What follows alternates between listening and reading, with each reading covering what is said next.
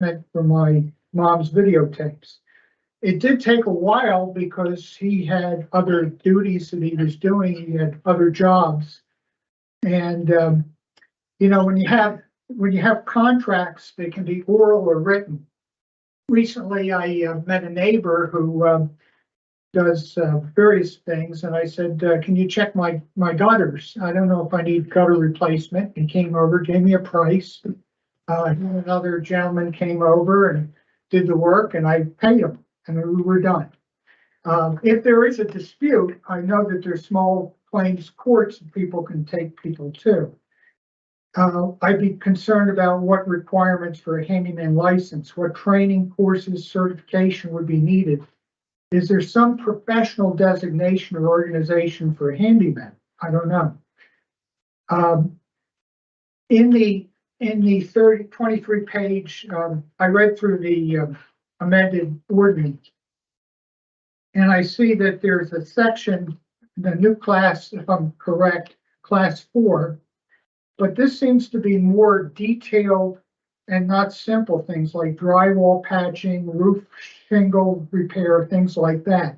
So it doesn't look like it's your basic handyman work. The other issue is it's hard to find people to help you do basic things. And what would the licensing fee be? How much would be the renewal fee? This could likely raise costs for consumers who need basic things done. Also, I know there's a lot of older people that are retired. You know, I'm not talking about myself because I'm not good with any of this stuff. That's why I hire somebody. It is likely that less people who would want to do this as a side activity would do that if they have to be licensed and all of that. Would a retired person who makes a little extra money helping a neighbor, would they be subject to the licensing and fee? So all I'm asking is council to think twice about the real world ramifications of moving forward. And I didn't even know about this until the last meeting, but I'm glad I come to meetings to find out. So I don't know if there's some chance for some answers to questions. I see you're smiling. Do you have a question? Do you want to wait till discussion to address? Oh, Let's actually, I think it'd be appropriate to wait for the discussion. oh, okay. Instead of, Sorry, yeah, sure. let's do that. No problem. Let's do that. Okay. Thank you. I might be totally wrong on this, but you know, I just know how hard, especially in Pennsylvania, it was even harder to get somebody to come out and, you know, fix a door or something like that. Yeah, we'll wait till discussion. Okay, Yeah, thank you. Thank you. Thank you. Any others who wish to speak in favor or against this second reading? Okay. Discussion. Vice Mayor.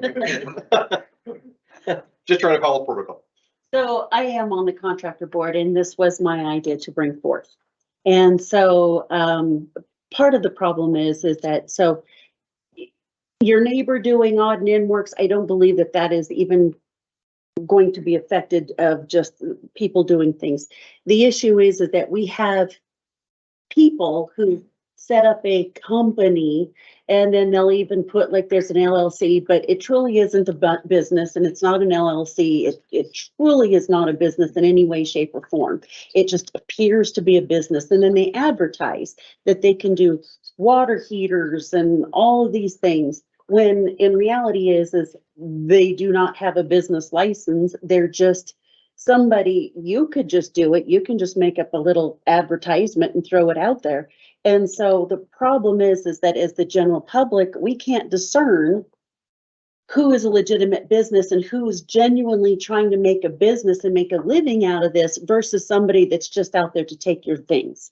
And so it's being a realtor, we constantly have problems with handymen, and it is a constant problem with us. And so even within our own realtor group, we trade names and stuff of who is reliable and honest and who's trustworthy. And so because I can't have somebody who has got kind of a past going into a home with a family and children, I want to know who that handyman is before I send him into one of my tenants' homes. And so this is really an avenue for those handymen who genuinely are setting up their business, and this is their business model, so that they can start getting a license, getting the experience, and then level up, and then they can get a class 3. And so a lot of handymen are replacing windows and things when they're not supposed to. So this now will keep them legal, and then you will have a permitting process. And so that if I have a handyman that is licensed and I have a couple windows I need to do, he will have to pull a permit, which would be great, because if that house sells, a citizen can come in and have the permits pulled and then know that it was done correctly, versus no permits pulled, nobody has any idea what's happening, whether it was legal. It's a whole ball. And so this is just for those handymen who are genuinely trying to have a business, that the citizens can call the city or get a list of who those handymen are, and then they're required to have a license and insured and everything. And then hopefully it'll weed out some of those other ones who are just literally out there taking public money, because generally they require 50% of money down. So say you have a project that's going to be $5,000 and they require 50% down. You agree, you sign a contract, they take your 2,500, they're gone. You can't find them. You don't even know if that was really their name, that wasn't their business, and you can't find them. It happens every single day. And that's what we're trying to stop. Counselor Sutherland. Thanks. I appreciate everything you added. I think, I agree with everything, but just a couple specific answers, to some of your questions. On a page 107 of the packet for today, it includes some of the specific, types of repair and maintenance that would be included under that class 4, license. And so that drywall patching, deck repair, things like that. So if you want to get specific there, that information is there. And then it also says in here that getting that license would require 2 years of experience, passing a written exam and then paying that fee. So, I would also just say, you know, as a homeowner, that hesitancy about just hiring some random person holds me back, often. And, you know, you always want to get people, you know, get references and things like that. And so I hope that it actually helps people access, you know, lists of those who have, you know, have done the work and who have met the requirements for it. So it just adds another layer of credibility within the class. So hopefully that's what it provides. Any others? Counselor Gamble. Thank you, Mayor. I apologize if this is, I'm sure it's in the ordinance, but I was curious what the license fee is. Do we know the licensing fee off the top? Mr. Mayor, Counselor, I don't see it actually in the ordinance. I did a quick word search, so I just says that license will be, you know, upon successful completion of a test and payment of a fee. In looking on our website, I know a class 3 license now initially is $150 and renewal is $75. Without Justin here to correct me, I'm surmising that it's probably set separately from the actual ordinance. And so without seeing it in there, I'm guessing that's to be determined. But And I think part of this is too, is that it helps make sure that everything's up to code. I think has a lot to do with the handyman thing too, that's getting done, Kurt. Yeah. All the code. How I liken it, is, to me, when we went back, I remember a few years ago on council, we looked at arborists, people that were able to cut trees. And there was a case where a gentleman was injured, and I think he died from his injuries because it was a person that was not certified to cut trees. And while I know that's an extreme case, to me, people that know and are knowledgeable and take a test and understand that, it's really super important to do that. Regulations, we try not to be over-regulate things, but in cases where people, livelihood and people's trying to make sure people are safe, I think we have to have some level where we have to accept that and appreciate that to some level. So That's how I justify it, especially with the trees, when we did that with the cutting trees and so forth, arborists. So, any other discussion? Yeah, Councilman Gamble. Thank you, Mayor. I actually, had a question about the Board of Licensing and Appeals. Because my understanding is, this ordinance would essentially, put the licensing responsibility under our city building inspector, and the Board of Examiners, would essentially just handle appeals. But I do remember us talking in the past about the fact that we hardly ever receive appeals. And so to me, this ordinance seems to be tantamount to essentially dissolving that board. Is there any other responsibilities of the board other than licensing authority and appeals, or is that kind of the two primary tasks that they have currently? Mr. Mayor, Counselor, that's a great question. And the Vice Mayor may be able to bring in a lot of insight as well, because she serves on that board on your behalf.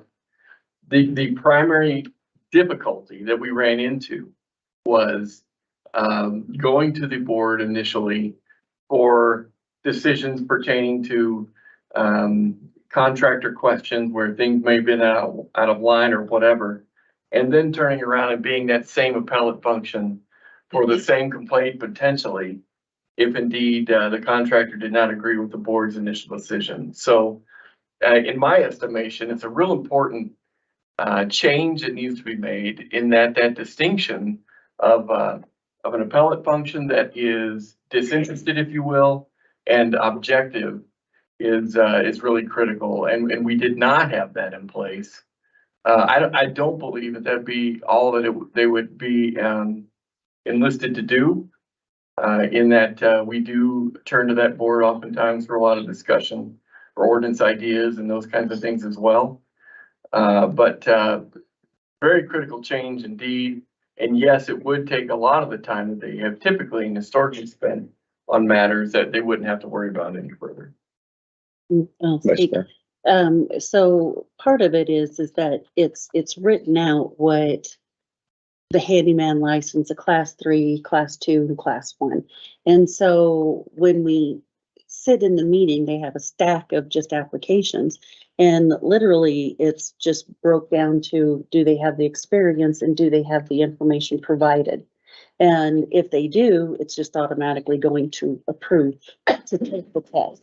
So hands down, they all have to still, once they have the experience for that license, they all still have to test. And so it's fairly basic of what they're going to have to do. But then I think that some people maybe that if the appeals may possibly come out to be more versus it is now. And so but I do agree that we're the board, and then we decide who gets a license and who doesn't. If they approve, we're still the board that hears that too. And so there isn't a clear delineation of who to appeal to, because the people that just denied you, you're appealing to those. Does that make sense? Go ahead. Thank you, Mayor. Thank you, Vice Mayor, and thanks, Carter. I am in complete agreement that the licensing authority and the appellate board should be separate entities. I totally agree. There's a conflict there, having them be the same entity. I guess my line of inquiry was in regards to, I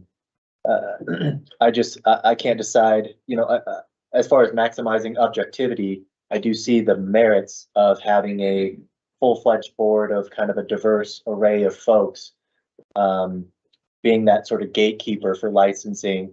Whereas this ordinance essentially puts all of that authority into the hands of our city building inspector. Can I ask for clarification? This board, since they'll be acting in an appellate function, if a contractor who is seeking a license is denied by our city building inspector, would they have the ability to appeal that in front of the board if they felt like our city building inspector was being unfair or subjective? Mr. Mayor, Counselor, in my estimation, that's a really good example of how this board can help our function there and actually help the contracting community as well. if it's okay with you, Mr. Mayor, and Craig has anything to add in addition to that, I'd be pleased to Craig. offer that in. Thank you, Mr. Mayor, councilors. One thing that hasn't been mentioned, I think is important. We have a really short building season here in Casper. The contractors board, licensing board meets once a month. If somebody just doesn't do the paperwork right, is short on experience, but they really have the experience, we ask them to provide the paperwork again for next month. So they've lost a month. And then they still have to test. So it's really a slow process to get, especially the out of town contractors that come in. A lot of these construction companies bring their own contractors. You know, if we're gonna do, you know, Kohl's, they have a team that they bring in from out of state that it takes them a long time to get licensed, for instance. So the positive thing that I wanted to mention was that we can be much more nimble in getting that follow-up, give us more information on this or correct this or whatever, and it'll be days instead of months. Then as you guys just alluded to and Carter was answering, separating that licensing, you know, right now the board determines whether somebody's licensed or not. But where do they appeal? I mean, the appeal board is the same people that are licensing. There is no appeal if the board chooses not to license them. This separates it and provides much more due process. Thank you, Craig. Thank you. Anything further? I just wanted to say, I know we've discussed expediency being one of the benefits of making this change, but I don't recall discussing the fact that we have a lot of out of town, out of state contractors that also need to be licensed here to do work in the city. And so that's just not something I had thought of. So I appreciate that extra context. Thanks, Greg. Mayor, if I Yes. could just add, just to Councilor Gamrot's question. So yeah, if somebody applied and felt like that they did meet the qualifications and disagreed with the decision to deny a license, then they would have the ability to appeal to this appellate board. It says any person may appeal a decision of the Department or Administrative Authority with regard to any official decisions, conditions, or actions as provided by this chapter. So just to kind of maybe put a bow on it, yes, I think that this does bifurcate the ministerial and the appellate functions. And, you know, under the current iteration, our building official sits as a member of the appellate board, but at the same time, anything that we would take forward, he would be our primary witness. So there's just some internal inconsistencies, and I think this really does break that out separately and probably provides a more transparent and fair process for anyone. Thank you. Bifurcate, it's a good word. I'm looking it up right now. Just kidding, I'm just kidding. That was a great word. Anybody else? Separating. Yeah, thank you. Okay. Thank you. I knew that. Any other discussion? Yeah. No, you're good. Just doing my thing.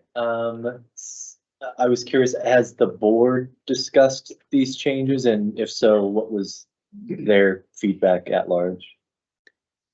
We have discussed it and the board is all behind this. It's also difficult. You have people from each profession. And so you also have to, I mean, you've got the electricians and plumbers and so a lot of times it's difficult for them to come to the meetings every single month. And so there's been a lot of times to where we're lucky to have a quorum.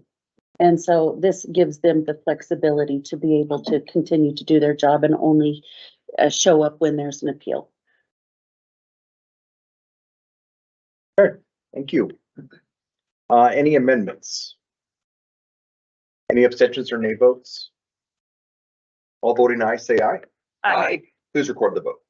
With all counselors voting aye, the motion passes. Thank you. Please read the ordinance on second reading by title only. Ordinance approving a plat and zone change for the proposed Lower Brothers Addition subdivision. Chair to entertain a motion to approve on second reading the ordinance just read. Moved by Councilor Gamroth. Second. Seconded by Councilor Bond. Council will now listen to public comment. Public comments are limited to 5 minutes and no duplication of speakers will be allowed. Anybody wish to speak on this? Or against?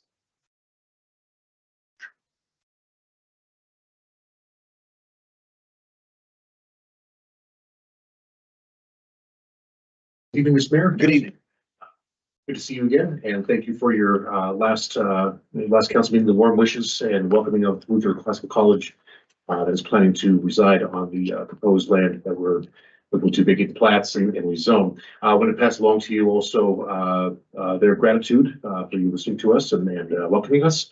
And give you a bit of an update as well too. I mentioned last time before for your academic degrees.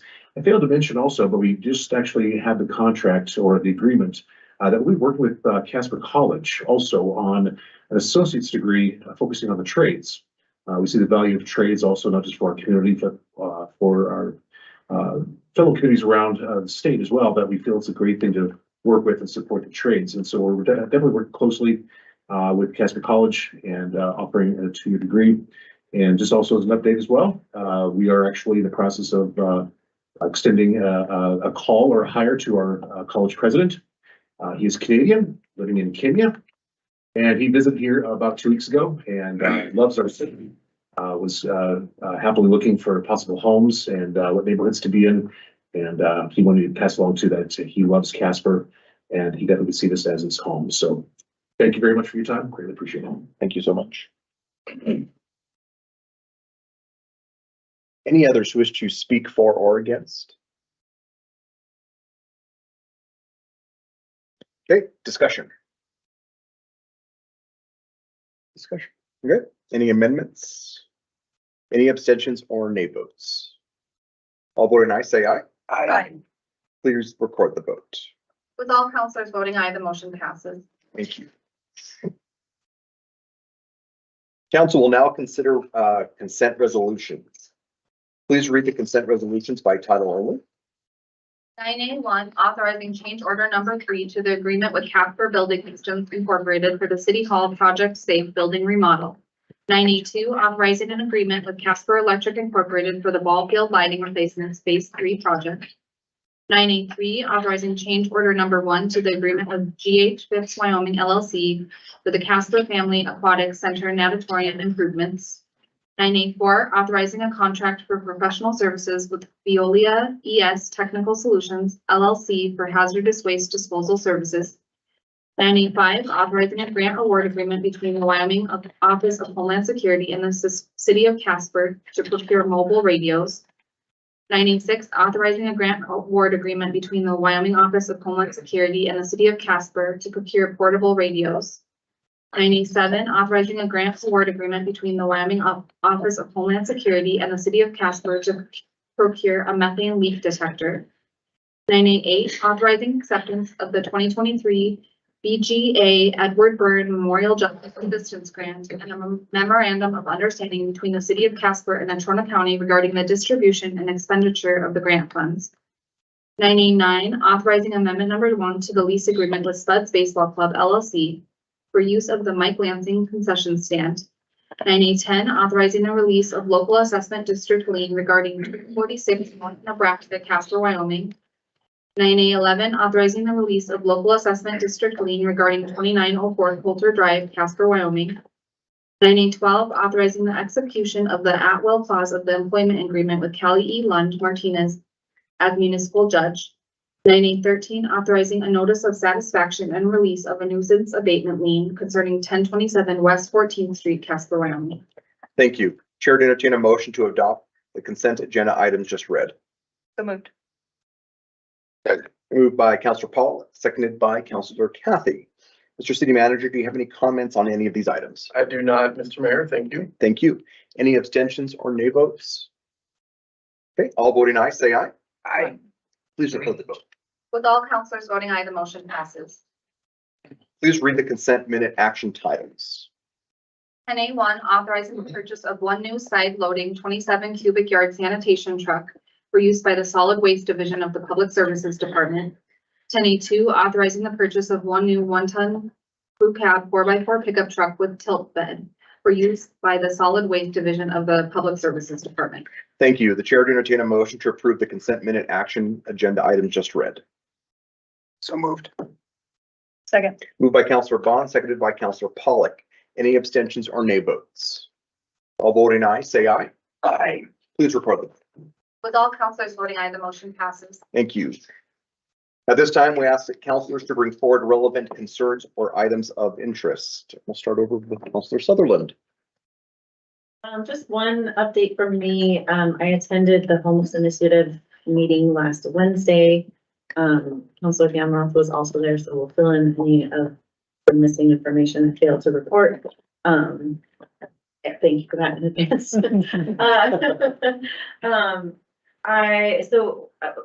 Just a few things there. I mean, we kind of went around and shared, there were some updates in the data and as far as numbers of perceived or confirmed homeless people in our community. Seems that numbers are going down, likely due to cold weather, with the exception of the emergency room. And so just kind of keeping in mind that these cold weathers, are causing harm to that community.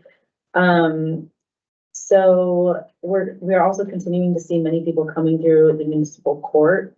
And so one of the goals of the initiative is to figure out how to increase timely access to mental health and addiction services.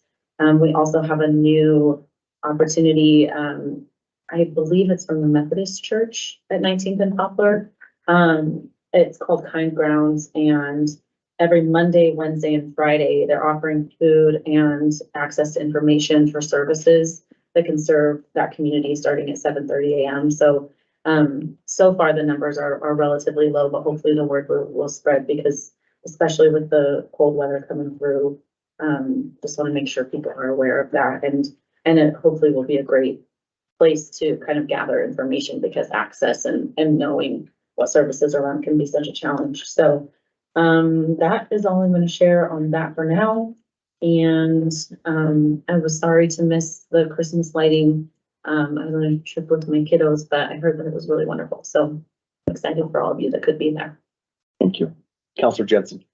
Yep, that's all I got. I went to that tree lighting and it was amazing. 50,000 lights.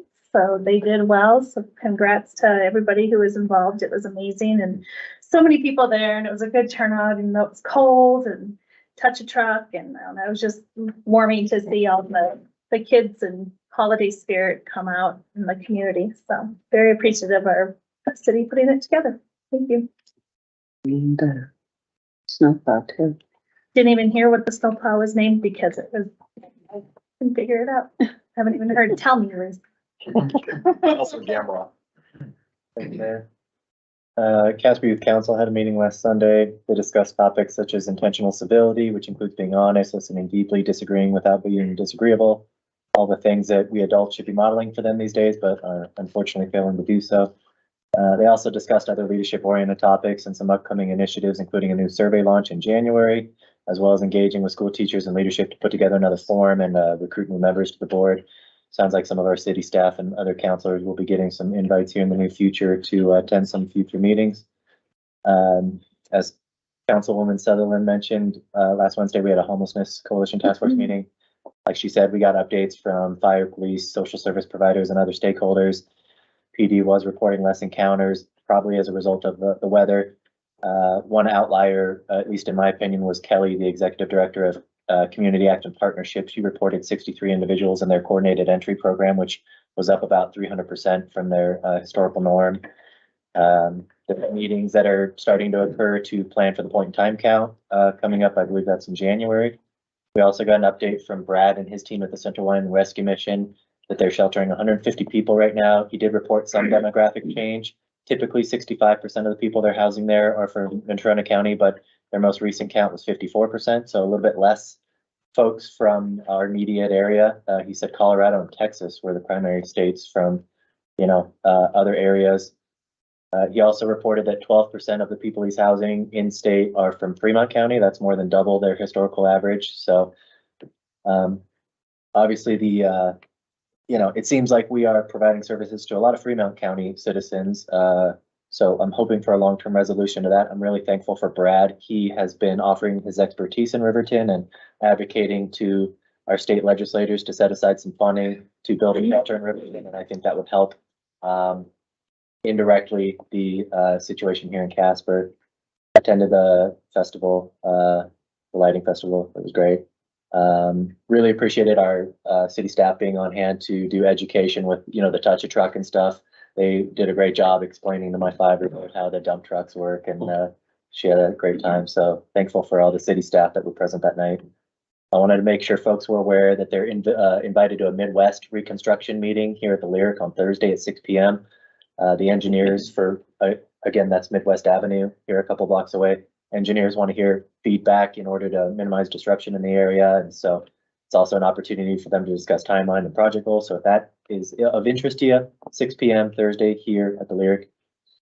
I wanted to quickly acknowledge the passing of, I apologize, I don't even know how to say his name, but Bernard Ambrosino. Is that his name? At Silver Fox. I'll admit that it's not one of my regular spots, so I didn't get the opportunity to meet or get to know him, but Silver Fox as a restaurant is an institution here in town, and much like the passing of Ted Klatt over at Jay's Pub, Bernard seemed like a man that had a profound impact on his work colleagues, on his friends, on his family.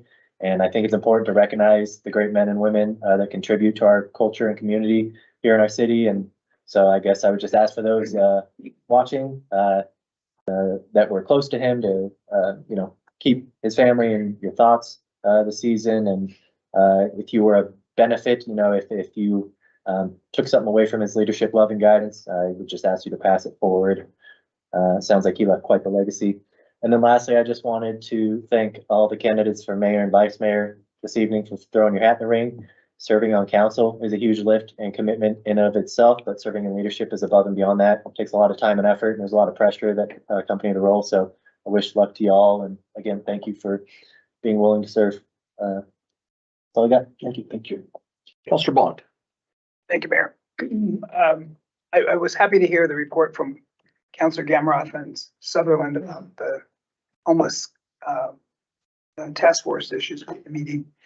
And I am curious about the numbers of people who were attending the Kind Grounds. Did you get any indication of how many folks are? Right around 7, I think was. That was a high number. Yeah, 4 to 7, I Yeah. think has been 4 to 7 typical so far. time.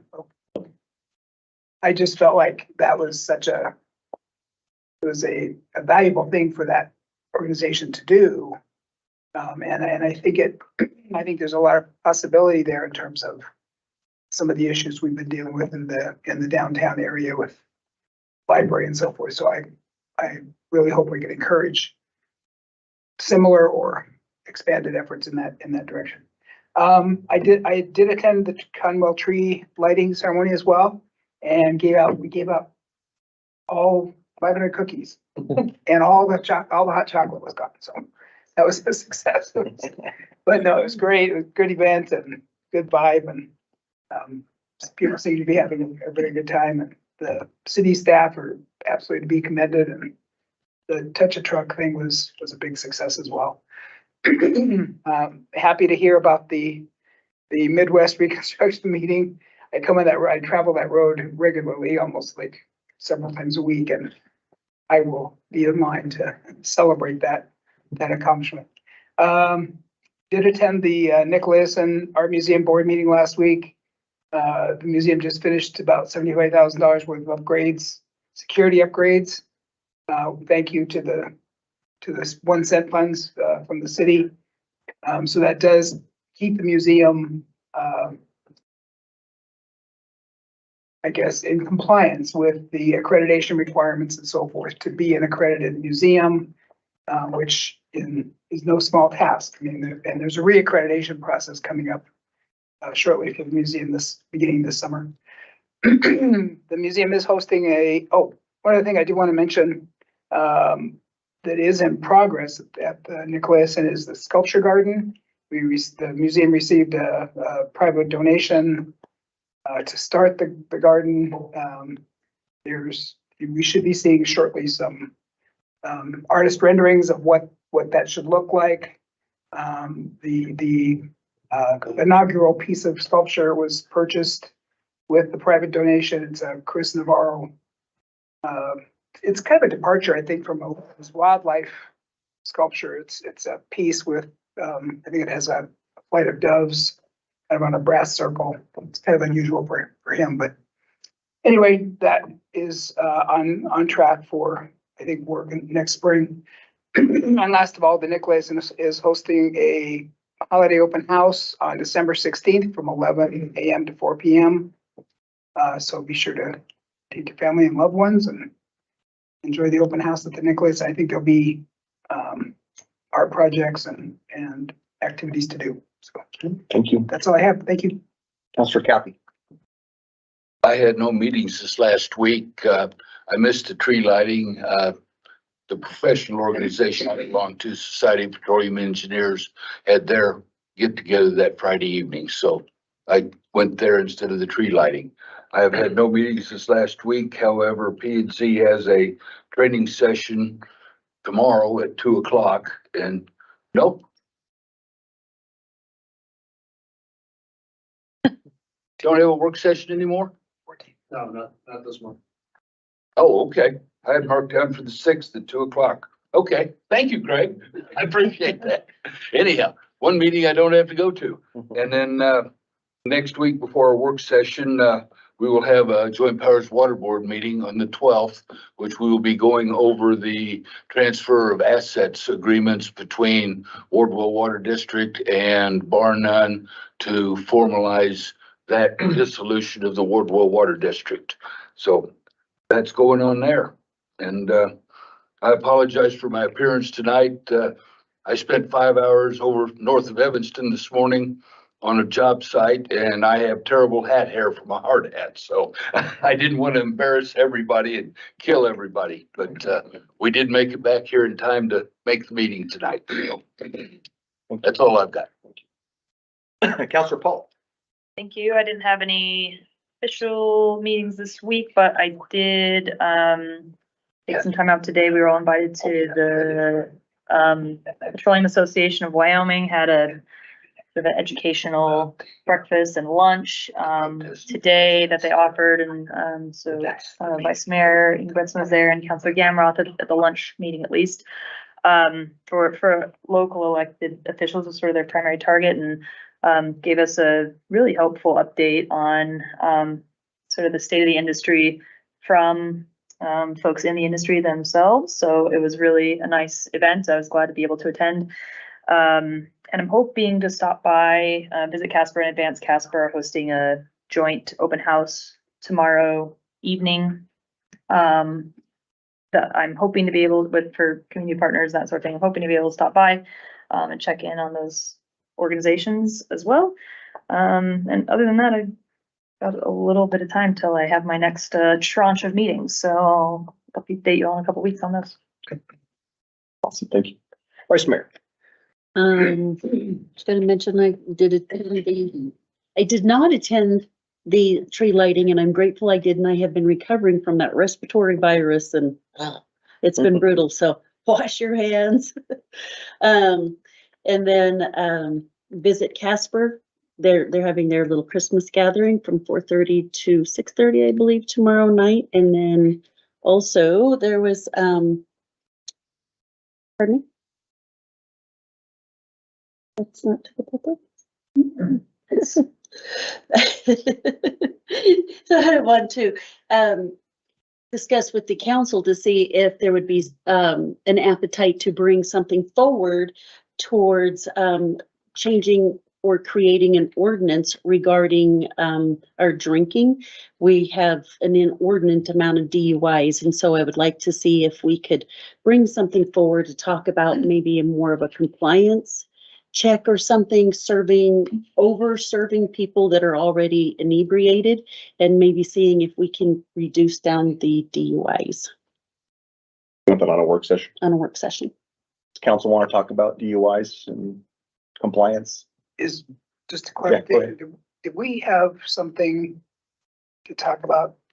I can't remember what we did with the tiered liquor licensing idea. Did that die, or Responsible serving, responsible serving? I don't remember. floating on the list. I think it's still floating on the list, yeah. It's still on the list? Yeah. I'm wondering if that conversation could be folded in. Added to both of them? Yeah. Could we get that added on there and then have that be a part of it? Sorry, excuse me. Is council okay with us adding that in conjunction with that And then moving forward, it can get, is there a thumbs up for us too? Jenna says no. Looks like it's okay to move forward. You're abstaining, yeah. Looks like you got enough. Very good, thank you. Yep. That's it. Okay. Thank you. Yeah, I obviously, was able to, I had the honor to MC the tree lighting, which was fantastic. I just, a big shout out to the city staff. There's so many that put time and effort, in the work that they were doing. Spent a lot of my time chatting with Eric and Tom. They kept me, their stories kept me warm and ready to go. It did. We had a great, it was just a really, really good time. We just had a really good opportunity to meet with people and to mingle with people, and talk with them. The trucks were phenomenal. And the name that the plow, was the 5150 Snow Patrol. And so, young lady, 4th grade from, Southridge, Harper, I believe. And I get her last name, but, Harper was her name. So I had an opportunity to announce that, and it was awesome. So it was a really good time, and so we should be very proud of the work and the effort that the city put into that. And I know Carter was exceptionally proud of that, and we chatted afterwards as well. So next meetings of the city council will be a work session to be held at 4:30 p.m. Tuesday, December 12th, and a regular council meeting to be held at 6 p.m. Tuesday, December 19th. A notice of an executive session to take place at this date and during this time meeting was given. We have matters to discuss, matters related to security and personnel. Chair to entertain a motion to adjourn to an executive session at the conclusion of that executive session to reconvene the regular meeting solely for the purposes of adjournment of this regular meeting. So moved. Second. Moved by Councilor Pollock, seconded by the Vice Mayor. There being a majority of councilors present and a motion to adjourn into an executive session has been moved and seconded. This motion requires a 2/3 majority of the council present. Any abstentions or nay votes? All voting aye, say aye. Aye. Please record the vote. With all councilors voting aye, the motion passes. 2/3 majority of the council present voted in favor of the motion, and we are hereby adjourned into an executive session. Thank you, everyone. Have a great night.